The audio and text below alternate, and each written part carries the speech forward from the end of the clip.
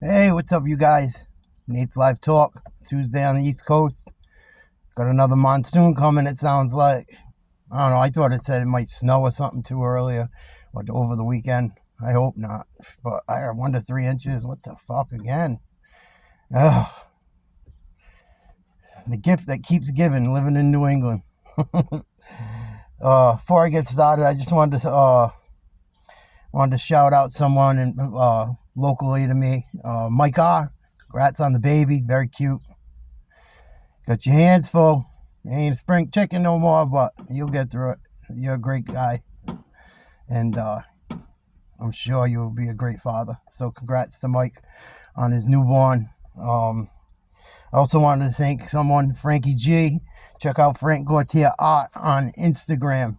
Great artist. Kind of pushed me into start telling these stories, and I was really, I was worried about leaving my job. Which, by people's standards, it was a good job, but you've already heard, I couldn't take it no more. Frankie, I talked to Frankie quite a bit, and a few times, and he told me, how he got into doing his own thing and painting and getting out of the hustle and bustle of things,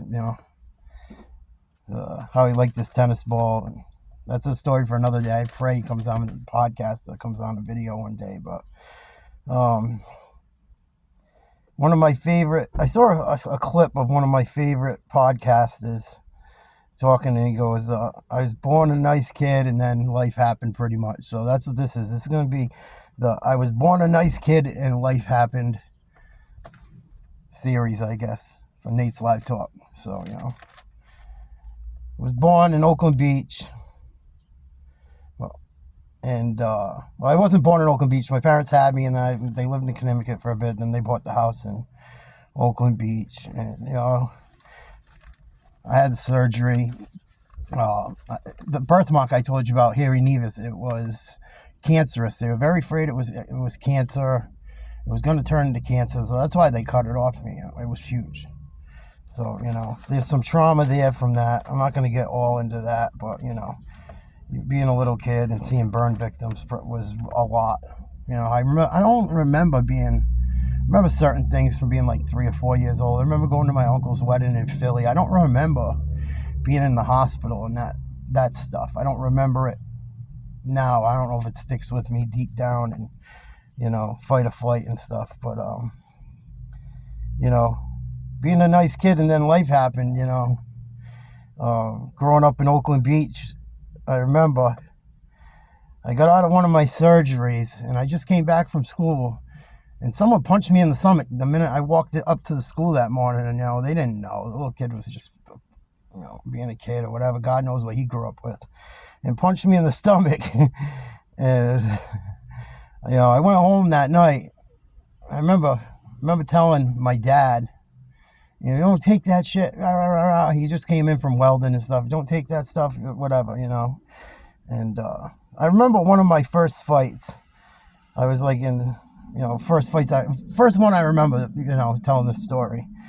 The bus used to drop off us at the corner of Owens and I don't remember the name of the street. It might have been Wade. Owens. It was on the corner of Owens. It was a dead end street down in Oakland Beach, and the bus would drop us at the corner. The Bonds used to live there, and it was a huge weeping willow, and it would drop us right over there. I run home from school. My brother was probably in like first grade or kindergarten. He went to afternoon kindergarten. He'd get on the same bus as me to go home, and I go in the house, right, and my brother comes in after me, and my brother got bullied and fucked with by this kid Jay, and my dad comes up to me. I'm already playing Nintendo upstairs, and he goes, "You don't let no one bust your fucking brother's balls. That kid hit him. You come home tomorrow, you better kick his fucking ass, or else I'm kicking yours." My dad, I love my father very, very much, and I'll talk about that in this story. I love him, but my father had a really bad childhood. Life happened to him too. And before I go on a bashing thing, I love my father dearly. He wasn't perfect. If you see him, don't look at him differently because of these videos, because he went through hell, and I'll tell you some of that too. We don't talk anyway, so I hope we can get through it at some point. I love my parents, but we just butt heads so horribly because everyone's been through so much trauma with my sickness, what they went through in their lives, and all that stuff. Fucking plain. You can tell I have a lot of patience. And so my brother was getting fucked with. My dad tells him, you better whoop his ass or else you're in trouble. My dad said it. He meant it, man. He meant it. Meant it. So the next day, I get off the bus. The kid's giving my brother shit. Well, what are you going to do? Whatever. I punch him out. Go home. I walk in the door. My dad's looking out the window. Hey, kid, come here. Good job. My brother's kicking dirt in the fucking poor kid's face. And the kid that did it, he lived with his mom in a little shithole. They didn't have nothing on the next street over. I'm not going to say their names. They're not around anyway anymore. We're kids. And, I was a nice kid, and then life happened. Thanks, Jay. I love you. I love my brother. I was not the best brother to Jay. And I'll talk about that too. I owe Jay a huge apology. I love my family, but we're just fucked up. We're fucked up. Your guys' family that fucked up? Tell me. Leave it in the comments. I need to know. I might get ripped apart for these stories, but they're therapeutic for me. And I enjoy telling them. People seem to like them. I got a lot of views really quickly. Thank you guys so much. So much. We're going to have a big barbecue or something. When the weather turns. Nate's live talk freak off. No, I'm kidding. Nate Diddy's live freak off at the Masonic grounds. But, that happened. And then, but yeah, life happened. Life did happen. And my dad would get so mad. Man, my dad had such a bad temper. He still does. Ralph J. Wendelowski does not fuck around. He still don't. He's an older guy, and if someone fucks with him, he's still got a couple good minutes in him if his heart don't give out. He's had heart problems, probably from working so goddamn hard. And the shit I put him through. I was a fucking asshole. I did some bad things, man. I was like, going through my struggles. And this is what this is going to develop into. I'm sorry. I'm freestyling. I'm new. And, it's going to get deep here. My dad did not have it good. Ralphie Boy did not have a good childhood whatsoever. My father, he works up at a golf course. You guys know where. I'm not going to say their name. You guys play golf with him. Fuck off. My dad, I can't believe when he had heart problems, he got into golf with his buddy Joe. I cannot believe he is not ever the guy I would ever see playing golf and wearing all that silly clothes he wears and shit sometimes. I look at him. And in the clothes and shit, and people think he's like this nice fucking guy and lovey-dovey, man. That guy will knock your fucking head off. Ralphie Boy, man, did not play. He still don't. And I laugh about it, and I love him. And the dysfunction, though. And so my dad had a very bad childhood. Grew up in Buttonwoods. I don't know all the stories, but I've heard some horror stories, and I know my grandparents on my mother's side told me my grandmother had issues. She was a single mom after my dad's father left. My dad's father. I love you, Dad. I really do. And I got to get this stuff out there, man, because I'm sick of not talking to you guys, too. But my dad's father was fucking brutal. They had a huge newspaper route in Governor Francis, I think it was, and they lived in Buttonwoods. And my dad's dad, John, was always, he worked at Gorham's. He was a fucking slime ball from the sounds of it. He worked at Gorham's. I think my grandfather Chum got him the job there. A bunch of my family worked there in Providence, and I think that's what it was called.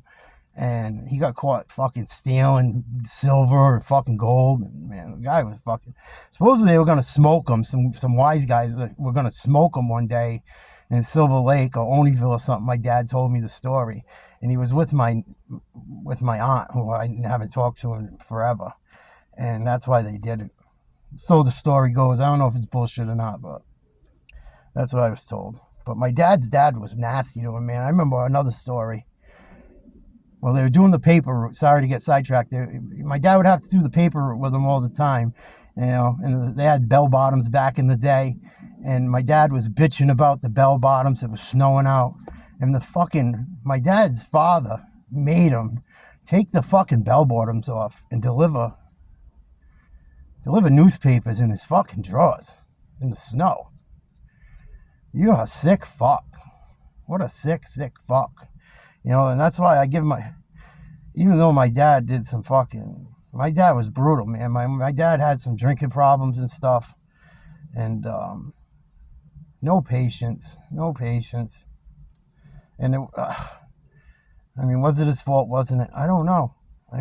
You get to be an adult, you gotta be in charge of your emotions and all that stuff. I get that. But he had no fucking patience. And I'm sure, having kids, working, I've been making videos about that stuff. Look at the trickle-down effect it has. It has. This shit been going on for years. The dysfunction it causes working like that. My dad he never fucked around, but, when he would drink sometimes, my mom worked at night. And, excuse me. And my dad would get really fucking angry, man. I remember I had pink eye one time. I'm not going to get into every gory story and shit, but I'll tell you a few of them. I had pink eye and I had strep throat at the same time. And this was in second grade around the same time. We hadn't moved to the other house on Owen Street yet. We were still living in the little one. And he was fucking furious. And the teacher gave me a packet of work. It was supposed to be done like a little at a time. He wanted it all done that night. He made mashed potatoes or something. I was giving him shit, not wanting to eat the mashed potatoes for dinner. And he fucking lost it, man. He beat the fuck out of me. Man. I had to do the whole packet. Next day at school, they bring me in to the nurse's office trying to get me to rat my dad out. And I wouldn't do it. I told him I got in some shit in the neighborhood. And that was normal. Oakland Beach School, and growing up in Oakland Beach back then. And the shit we would see, fucking people always fighting, different little friend groups fighting, cliques and shit. And, he put a whooping on me that time pretty good, and he would get so fucking mad. I remember one time my brother went up to Ronzio's Pizza. I'll say some of the names. I hope you guys don't get mad, Gary Koss, what's up? Normie, what's up? Sean Napton. Bunch of those guys. I'm trying to think of some other names and people, but they went up to Ronzio's, and I went home to ask before they went. And my dad goes, "Oh, fuck you guys. I ain't going up to no fucking Ronzio's, this and that. I don't get the money, yada, yada, yada." So I go back. Tell him, "Dude, we're not going to Ronzio's. I'm not catching a fucking beating for this." I don't remember my brother getting hit like me. Maybe because I was the oldest or whatever, or maybe I don't remember. Maybe I was just anxiety and closed it off. And we go, "Dude, I'm not going to Ronzio's. You want to go ahead?" I go, "You want to go to Ronzio's? Go ahead. Good luck." I go, "I'm not catching a fucking beating for you again." And he goes up to Ronzio's, fucking Norman and Gary and Sean. And I remember, those are the guys I can remember off top of the head. And my dad goes, "Where's your brother?" I go, "He went up to Ronzio's." He goes, "Yeah, you stupid prick. Let's fucking go." He had to Dodge Dakota. He bought it brand new. The thing was a piece of shit. It was like bluish gray. And that year, I think it was the 89 or 91, one or the other. And the paint was starting to chip off it as he got older. He got fucked on that truck. He got it from a little place in the Dodge dealer in Apponeog.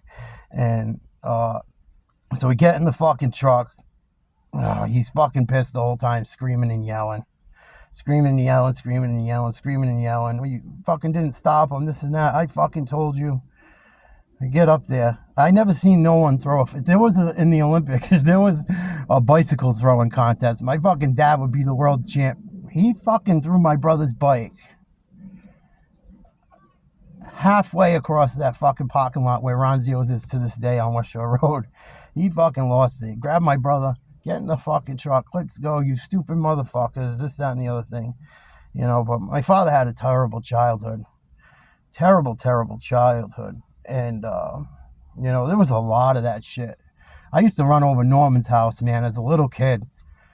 I lived with Norman. I fucking stayed there. Man, his grandparents, I remember his grandfather came out on the porch and was like, that boy ain't going nowhere, talking to my dad. You know, Norman's grandfather was old school, man. He was from like out west, and he was from Ohio, and he was a hustler, CB. He didn't fuck around either. My dad had quite a few in him, and Norman's house is wild too. I got to talk to him and his family before I start telling too many houses about Normie's house. But man, we fucking Norman, I love you. Me and him fucking butt heads too. You know, it's just sad. That's why I'm making this channel, because fucking life's too short, man. And his grandfather goes, the boy's not going nowhere. It's the only time I ever seen my father. I think Norman's grandfather, I didn't hear the whole thing, but I wouldn't doubt Norman's grandfather told him, I'll fucking blow your head off or something, or I'll shoot you or something. I wouldn't doubt it. Wouldn't fucking doubt it, because he didn't play around, and he was into antiques. And that's all I'll say about that. But my father wasn't a horrible guy either, and I love him. Please don't look at him differently because of this. That's not why I'm making the video. It's not the point I'm getting at, you know. My father coached our teams. He quit drinking for a while. He quit drinking for a while, and, you know, he could kind of manage it now and here and there. I guess he kind of made peace with some of his demons, you know, but he had some horrible shit happen. When my grandmother died, they left him a fucking $1. Imagine having $1 left in your will. And when my grandfather left, my father dropped out of high school to fucking take care of that house, you know. So I love you, Dad. This is not a shot at you. I remember one time the fucking city screwed, part of my language, awful language. I can't help it. It's an emotional story. I'm surprised I'm not in tears yet. My father went up to the field and mowed right across from Oakland Beach School. Whole field. If you run around the whole thing, I think 3 or 4 times, it's got to be a mile, if not less than that. He mowed the whole soccer field with his little fucking mower. He won Man of the Year in the Province Journal. They had like 20, 30 people in it that year. And when we played soccer for him, the kids loved him. I never heard of anyone say anything bad about him while he was coaching and stuff. He'd scream so loud cheering for us. We'd play at the West Warwick Civic Center. The place would vibrate, man. And we would play Central Falls. Central Falls was crazy. It was like when you played them, they bring the drums out. It was like being in the World Cup, man. You know, it would be like having the White Stripes going, oh, oh, oh, oh, oh, oh. And man, he'd scream and he cheered for us and he took us everywhere. And we didn't lose, man. There was, for years straight, my teams did not lose anything. Select tournaments from here to New York, to all over, man. We won everything, and he was there for it, you know. So this is not a shot at my father, but he had it goes to show you, you know, you're born a nice kid and life happens, and you know what it does to people, what abuse does to kids. And the funky thing about it too is my mom never believed any of it. You know, we butt heads about that. My mom don't believe the stories I tell her. You know, I really haven't told my other family. This is like, there's no communication, and it trickles down through the whole family. No one knows what's really going on. Hide it. You know, and that's why, I mean, part of the reason I probably got into drugs and was an asshole, and, you know, I threw my brother an awful beating one time. Billy Hazelwood and Norm had to fucking pull me off him. I was so mad. I always had to go babysit him and through the neighborhood. And I'm sorry, Jay. I love you. The apology doesn't make up for it, but the dysfunction in life happens, and then, you know, people passing, and so much shit. We don't talk to this day. Because it's so hard to go back home. It's so hard to go back home for me. Because we got to every time we have a disagreement, we're revisiting the trauma. all the bad shit I did. I was fucking, once I got cut from the boys basketball team, my sophomore year, fucking, sophomore year. One of the coaches had it out for me there, man. The head coach was cool. He wanted me. The other guy, not so cool. And then that's where I really started, drinking a lot in high school and, butting heads with my parents more. And they fucking bailed me out. I smashed up cars. I have so many stories. This will go on. Fucking drunk driving, buddy driving my car, fucking smashed up a Lexus. I mean, I was working for it and shit, but they had to deal with that. That'll be another time. And yeah, that's why it's hard for me to go home. It's probably why I did drugs, and probably why I was nasty, did nasty shit. If I hurt anyone watching or did something nasty to you guys, I'm so sorry. Let me know. I'll fucking make it right if I can. If not, I'm so sorry. You fucking have the right to call me whatever you want. You have that right. But yeah, my dad did a lot of freaking great things for us, man. He worked very hard. It's fucking plain.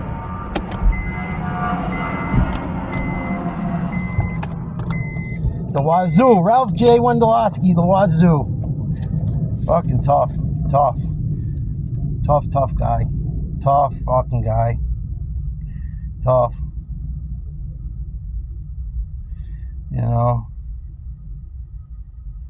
And it's crazy too, how this shit affects you in life. It still causes problems to this day in the house. Well, boy, if I wish I knew what I knew now. If I knew what I knew now. You guys say that to yourselves. If I knew what I knew now. If you don't know me by now. Oh, someone yelling over there. Same shit, probably. But yeah, it's tough for me to go home because every time we get into it, all that shit comes up. What I did to them, what they did to me. And then I'm sure he thinks about the shit his dad did to him. My mom, she just was stuck in it. I got more stories I could tell you. I could tell you stories for days. Major dysfunction. And a lot of good stuff, too. I mean, man, they took me to fucking on cruises and shit.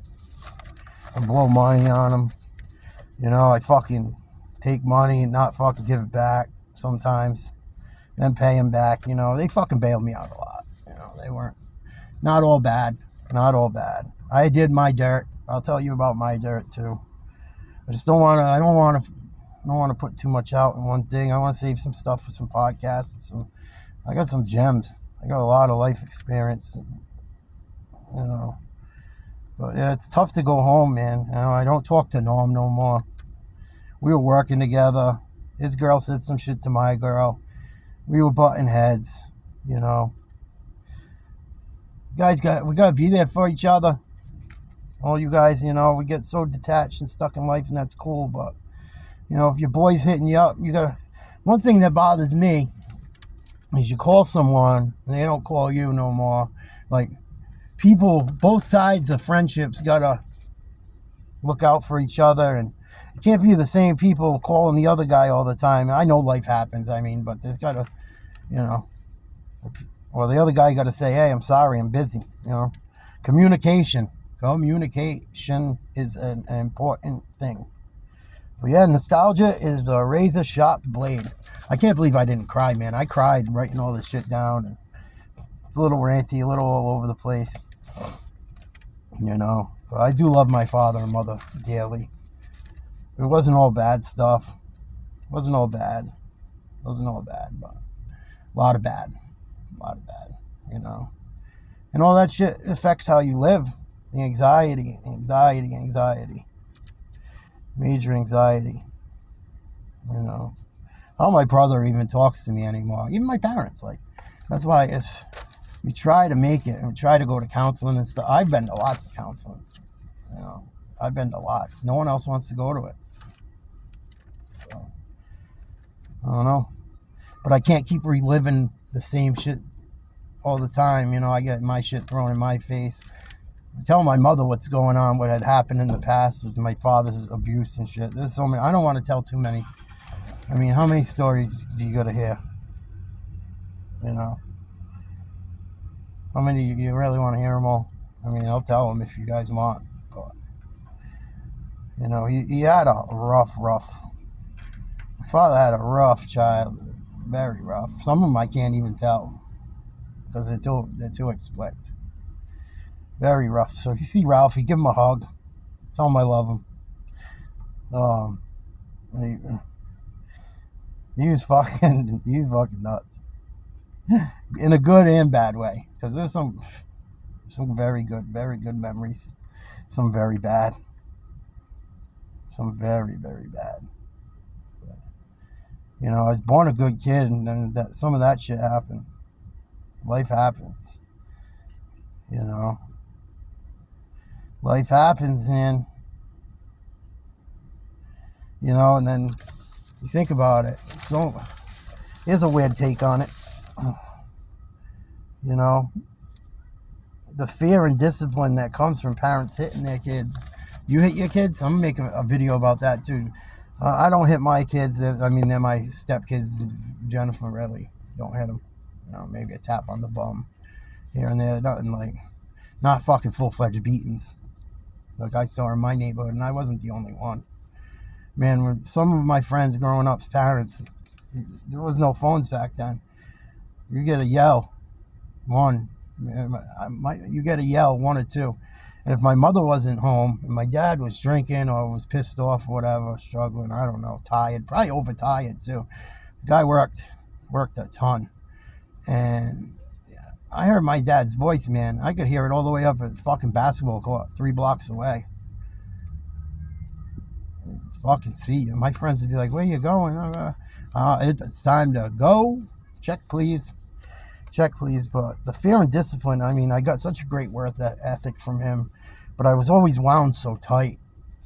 I still am to this day. It's something I really got to work on. Being wound so tight because my whole life is like, fucking, and the fear of letting them down. Don't hit your kids. Try not to fucking scream at them, please, people. It's not gonna help. They're gonna be fucked up. Fucking, don't do it, please. I'm begging you, don't. They get loud. They do this or whatever. Try to talk to them, but don't hit them. No matter what, don't hit them. Try not to make things anxious on them, because it sticks with me to this day. You know, Jay, I'm sorry. I've been a fucking shitty brother sometimes. You know, didn't go to your wedding. You know, and mom and dad were up my ass that fucking night when I sent that message to you know, to Stephanie, which I can never take back. I gotta live with. Well, I sent the message to you, but they were on me about some fucking thing they didn't like to do with something you guys were doing, and I was so fucking sick of hearing it. And I was just getting clean, and I couldn't fucking take it. My brother, I don't know if he'll talk about whatever, but man, my parents get going. I just got to get out of there. You know, when it's bad, like when it gets to that point, you know, and it's like pitting people against each other, kind of shit. I don't know. You know, I just get sick of hearing it. What the fuck does it got to do with me? Tell them. You know, so you got to communicate. You know, I was a good kid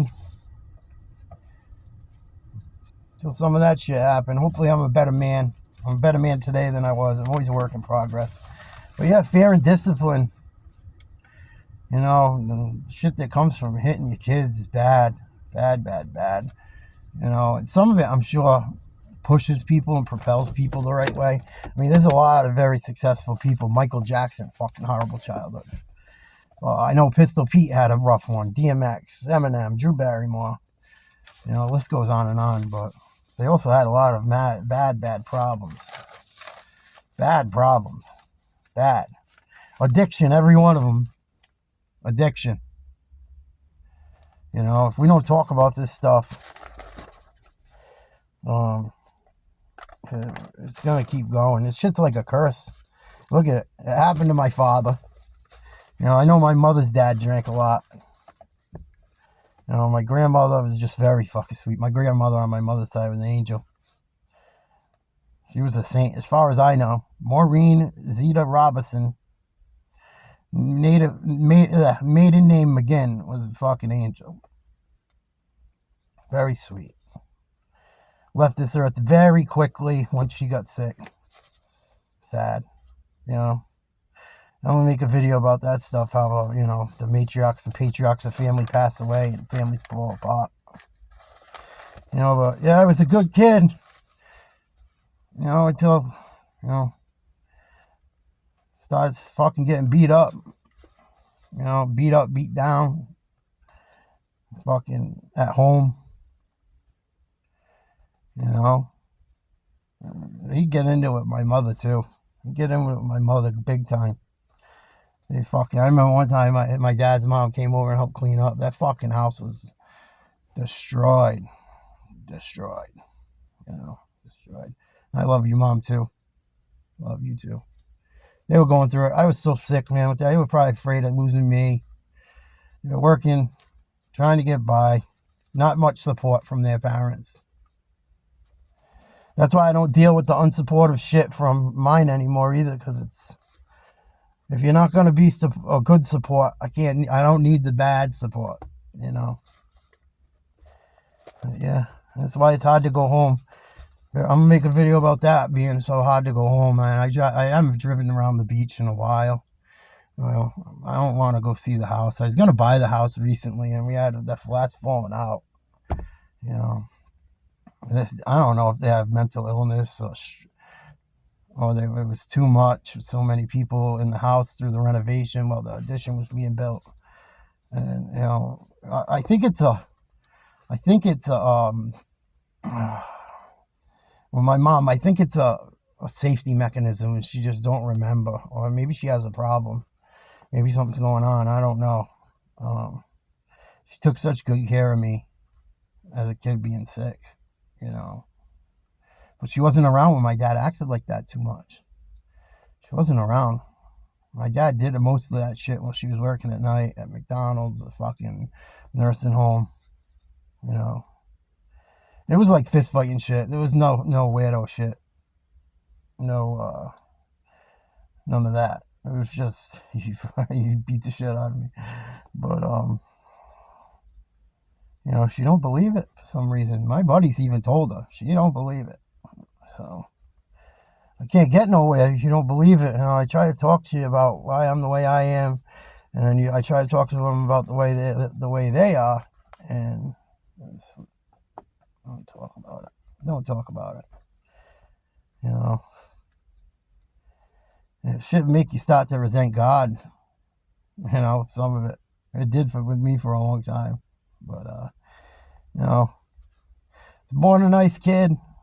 And some of that shit in my life made me not such a nice guy for a while. Led to addiction and being down. I lived in a tent in someone's yard for a while, man, at the end there. Fucking bad. Lived in the car. Stay on people's couches. Fucking, if there wasn't anything to party after work and nothing to do, nothing positive going on, I'd be on the boat and my thoughts would just wander thinking about, what the fuck am I going to do? So, that's why you got to be good to your kids. Don't hit them. Don't hit your children. Don't. Please. It's hard to drive around the beach for me. I'm a little all over the place on this. I'm sorry. It's hard for me to drive around the beach because it ain't the way it is. It used to be. No one lives down there. Beach variety ain't there no more. I know a lot of different shit. It's not the way it used to be. And it brings up some bad memories. And I'm going to do a good one on the good memories and the bad memories coming up. But I love you, Mom, Dad, Jay. I love you all. Hope you're doing okay. Hopefully we can get to a point where we can unblock numbers and talk, and people are hurt in the situation. Norm, I love you. whether we talk or not. You're my brother from another mother. I don't give a fuck what no one says. Someone ever hurt him or me, as long as he wasn't doing the shit he was doing. I want to get him on a podcast. He's a wild boy, man. He got into some wild shit. I won't go there, but, he was my right-hand man. Right-hand man. It sucks. I wish I never worked for him. It fucked things up, and then some shit was said. I don't know if we could work past it or not, if it's worth it or not. But some crazy stories. Crazy stories. Norman's house was fucking crazy. Now, haunted. Fucking haunted house. I would love to tell some of those stories. I don't know if I should or not. I reached out to his little cousin, Kayla, today. See if she could get a hold of him and start a line of communication. Scary haunted house. Scary haunted house. And, God rest Kayla's mother's soul. Vicky, man. She'll tell you about it. Kayla, if Kayla came on, she could tell you some shit. I don't care if you believe it or not, that house is haunted. Haunted.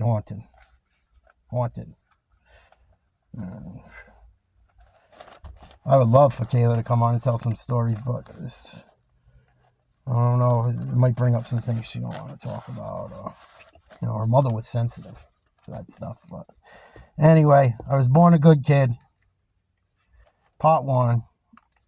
And one of the things that made me not such a good person for a long time, it made me the way I am, I guess. Trying something new. Love you guys. Please like, share, subscribe. Nate's Live Talk. Love my family and friends that I mentioned in this video and those that I didn't. Mikey, take care of that baby. To people that I'm not part of my local community that weren't in this video, thank you for your support. Thank you guys so much. That's today's video. Be careful, it's going to pour. It's going to rain cats and dogs. It's going to rain. It's going to rain. It's going to rain. It's going to rain. I can't think of a song right now to sing for you guys. You want to think of a song to sing? Come on, let's see. We'll give it 10 seconds. Purple rain, purple rain. Subscribe. Love you guys. Make sure you got your rain jacket.